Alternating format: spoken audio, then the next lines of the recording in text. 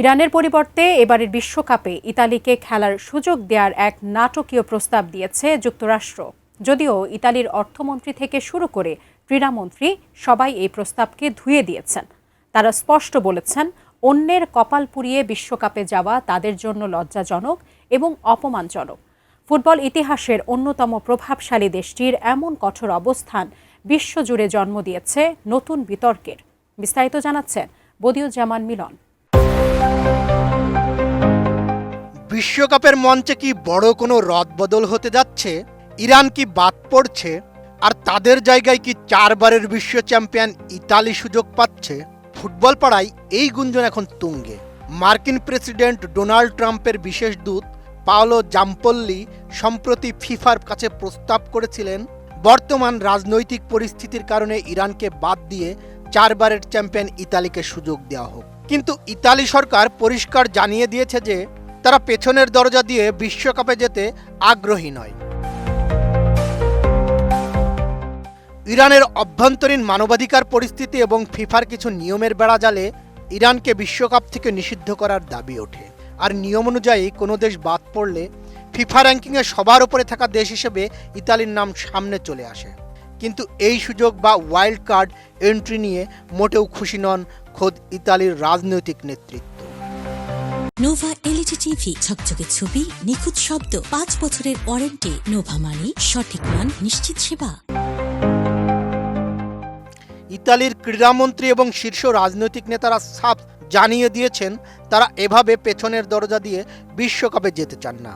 তাদের মতে ফুটবল মাঠে যোগ্যতার প্রমাণ দিয়ে জিততে হয়, অন্য কারো নিষেধাজ্ঞার সুযোগ নিয়ে নয়। ইতালির সংসদ সদস্যরা ক্ষোভ প্রকাশ করে বলেছেন, ইতালির ফুটবলের গৌরব এভাবে ক্ষয়রাতি সুযোগ নেওয়ার মধ্যে নেই।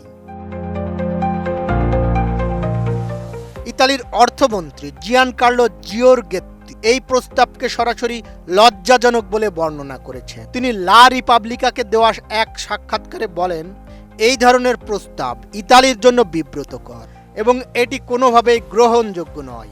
ইতালির অলিম্পিক কমিটির সভাপতি লুসিয়ানো বুওনফিরগ্লিও অত্যন্ত স্পষ্টভাবে একে অপমানজনক হিসেবে আখ্যা দিয়েছেন।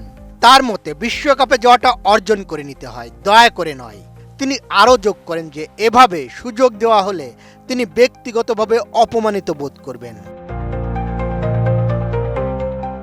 ইতালির ক্রীড়ামন্ত্রী আন্দ্রেয়া আবোদি তিনি এই প্রস্তাবকে অনুচিত বলে উল্লেখ করেছেন। তিনি জোর দিয়ে বলেছেন, যোগ্যতা অর্জন করতে হয় খেলার মাঠে। তিনি আরও জানিয়েছেন যে এই প্রস্তাব বাস্তবসম্মত নয় এবং নৈতিকভাবেও সঠিক নয়।